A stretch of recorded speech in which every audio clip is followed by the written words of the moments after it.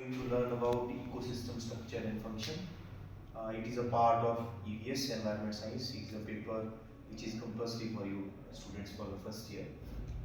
In this paper, there is a section of ecosystem, and in ecosystem, the question always comes in final exam. By this PPT, I want to make you clear about the ecosystem structure as well as function. So here are some of the contents that I am going to discuss. These are our learning objective of today's lecture, which includes general introduction about ecosystem, then structure of ecosystem, and the basic components of the ecosystem, which include biotic component, abiotic component. Along with this, we will read about the functions of ecosystem. We will read about the energy flow. We will read about the trophic structure, and we will also read about the food chain as well as about the food web. The topic also include the energy parameters. So let's start.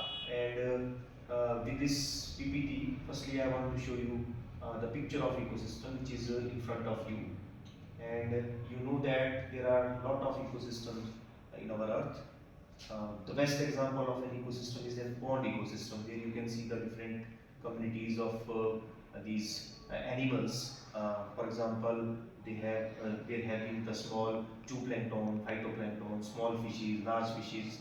So you see there is a lot of food chains and there is a lot of food web which are integrated in this pond system. So pond ecosystem is the best example of ecosystem. The concept of the ecosystem comes up under the ecology, because you know ecology is the study of relationship between living organism and the environment. And this concept was given by A.G. Tensley in 1935.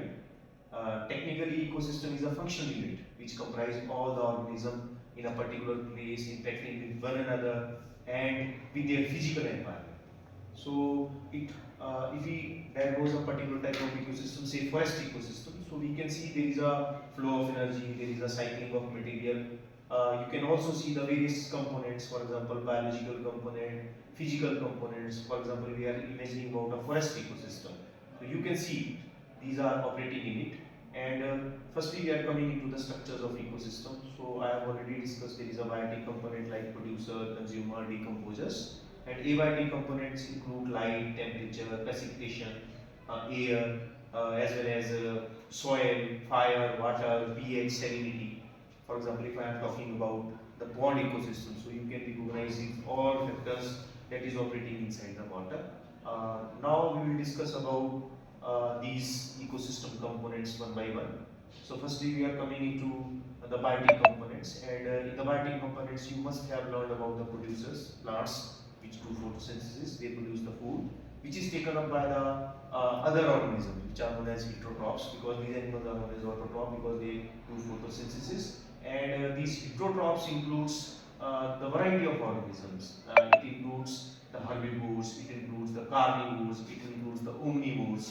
So all the organisms are basically coming into the level of consumers. And the best consumers diagram is of the savanna habitat, which you are seeing in front of you. You can see this, there is a lot of these creatures, these different kinds of varieties which are present in an ecosystem. It is a savanna habitat, so you can learn about the different types of animals which are present in savanna. So these are the animals and which are dependent upon each other. Some are taking grasses, some are taking the meat of other organisms, and some are at the top carnivorous level. So we are seeing the different kinds of consumer here in this diagram. So we have three types of consumer: primary, secondary, tertiary. So top consumers always comes at tertiary level. However, the primary consumers are the simplest organism, which you can see with this diagram. So here you see there is a producer, this plant, and the caterpillar. So caterpillar comes into the primary consumer. Then you can see the frog which eats this caterpillar. It comes into the secondary level. Further, there is a snake. It comes into tertiary level, and ultimately there is a owl which comes into top level. So sometimes the tertiary is not up to top, and sometimes the top is also, top is also vacant in sense. So you can learn about it. So it is primary, secondary, tertiary, then it is a top. So in this mechanism, you can learn about the different types of the consumers. So we are coming into the another topic, that is the decomposers. You must have learned about the decomposers that are present, and these decompose all the material in jungle or wherever we are present. It includes different types of organism, microbes, and different kinds of fungi. So you are aware of it. So abiotic components, whenever we are coming, so we are always have these knowledge about these physical factors: sunlight, light intensity, average temperature, annual rainfall, wind, as well as soil type, availability of water. So these are different kinds of abiotic factors which are generally present in an ecosystem and that are interacting with the biotic factors, that is biological organisms. So there are also chemical factors which are playing very important role, like nitrogen, phosphorus, carbon, hydrogen, oxygen, sulfur, and these are acting in a cycle because these are moving in a cycle in an ecosystem. So these are also present, and we learn about it in a whole holistic manner. And there is energy flow in ecosystem that we have already discussed in our earlier lecture. So in this mechanism, we learned about that the energy always comes from sun and it goes from producer to herbivores, then to carnivores. In this manner, we learn that the energy flow in a linear manner towards a single direction manner. Ultimately, you can see that energy comes into the top consumer level and then it goes into the decomposer levels. So, by this mechanism, you learn about that the ecosystem is very complicated. It is not so simple. A lot of food chains are there, a lot of food webs are there. So, we are coming into the concept of food chains. So, we have already discussed about the food chain in earlier this slide, and you know that the food chains can be of different types. So it is an example of the simplest food chain that I have already discussed with you. And there is also another example of grazing food chain. You must have learned about these grazing food chains. So there are different types of grazers, and I have already discussed about this this grazing food chain. And there are example of different types of food chains also. For example, another example of this grazing food chain. You can see here the vegetations that are taken up by the squirrel, and ultimately the squirrels are eaten by wildcat, and ultimately wildcats or these animals are further taken up by the tigers. And whenever the tiger dies, the body is decomposed by the decomposers. So this is another example of grazing food chain. So there are a number of different types of food chains. Even the food chains are present inside the oceans also.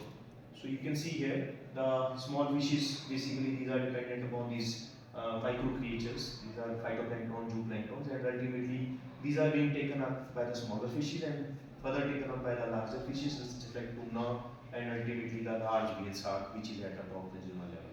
So these are some of the example of this food chains, and there is also a detritus food chain.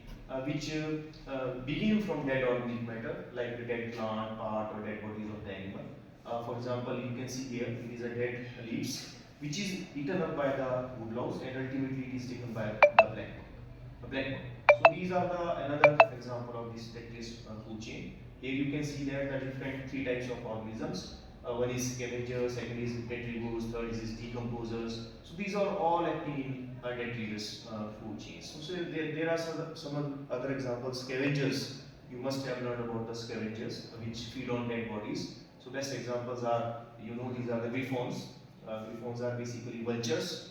White vultures, different kinds of vultures are present all over the world. So you can see it, and you must have learned about these animals. Detrivores, we have already discussed about.